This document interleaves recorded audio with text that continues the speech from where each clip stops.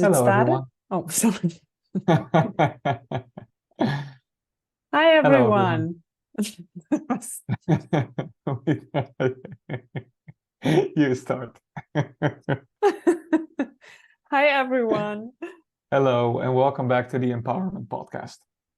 We talked about something what we both encounter in our life, and this is a situation where you want things in a certain way and you get them, and then you feel bad about the way you achieved it. So, for example, I took a lot of times in my life a train, and there you can, in Germany, you can do that. I don't know if you can do it in Holland too. You can save your place there. You pay a certain amount of money, and then you have a certain place, like, you know, the area where to sit, and then you look on your ticket and you know already that's my place. And when you come there, sometimes I'm sitting on this place. Yeah. And then I remember myself becoming very righteous about this is my place, and the way how I said it to the people was not the nicest way. I stood up, went away, I had my place, and I felt bad the way I said it. Yeah. Yeah. So you still got what you wanted, I got what I but then, wanted, but I didn't feel the way I thought it would feel. yeah. And why do you think that is? That was the thing I wondered, because the easy path is to say, okay, next time I don't say anything, I shut my mouth and I just let them sit. But also gives not a feeling of personal empowerment and not a feeling of satisfaction. Eh? So there might be in the moment, I don't know if you have an example too for it. How do we act in those moments? Yeah, it's a good question. I know we don't reserve our seats in the Netherlands, but I do know that I can, Lucky especially you. in the morning when I go to a certain location and it's not that busy when I get in, and it gets busier and busier, and I'm working on my laptop and there's a seat next to me that's with the table that's very uncomfortable for me to sit in with and it sort of push the people with my energy away, that they are not going to sit next to me. And it makes me feel like I'm hogging the place. But what I also know in my work, is sometimes I have certain assignments that I give people in between trainings, and sometimes people make them, and also sometimes people don't make them. And then I sometimes get into a mode that I really want to have the document where they have complete, like, I feel like a teacher who is like sort of scolding his clients, come on, give me what we have agreed upon.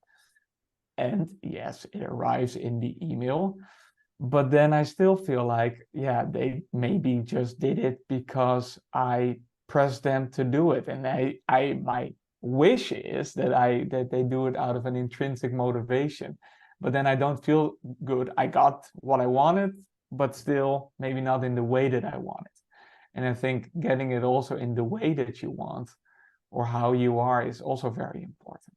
Yeah, how we achieve it. I Yeah. mean, what is the purpose of getting what you want when you don't feel good afterwards? How you achieved it. Yeah. So I wonder, I mean, I already mentioned the word righteousness in it, yeah, but it also could be a certain self-importance or so. It's my right, I want it that way. And to make this a little bigger than what other people maybe want in that moment, like to overrule that. I don't know how you feel maybe for about very it. good reasons. Sorry, what is? Yeah, no, my question was, how do you feel about it? Or how do you see it? Yeah.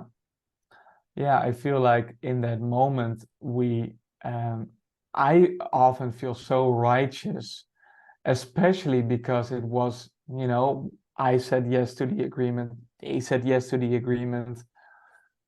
So I feel like I have a big righteous feeling to demand something.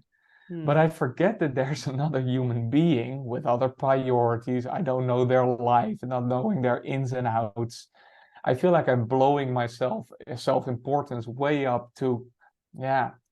And I guess I lose sight of the goal of really that we're in this together, whether it's physically really on the train or in a program, because I cannot be a good trainer if we don't have a good dynamic between student and trainer. I have another example. I sometimes at home, when Khaled, my partner, and me, we have some alignments about household, you know, very practical.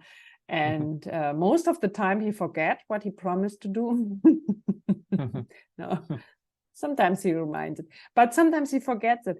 And I feel also so righteous to make a big drama that he hasn't done it, which is creating something what is even worse than what is not done. So the thing is, I wonder what our intention is to make things so big, instead of just saying what they are, saving our energy and the energy on the other side, having less conflicts and making the world a little better instead of blowing it all up. Yeah. I guess it really comes down to a moment of unawareness where we lose ourselves in some kind of a some way that maybe we've done it in the past in a certain way. And it reminds me of this quote by Harry Palmer about suffering.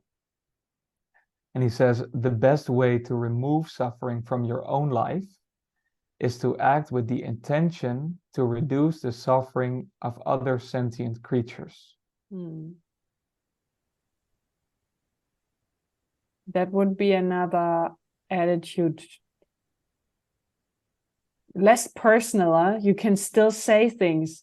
Again, the solution is not like shutting your mouth forever and accepting everything, but it's more like from which place you come when you say it. Yeah. I think that made a huge difference. That's way more important instead of what you say, like where do you come from? Yeah. So I think it also comes through when you, of course, see people and talk to people, but also through an email and through a text message. That sometimes I ask a question but I'm really judging the person for not having gotten back to me yet.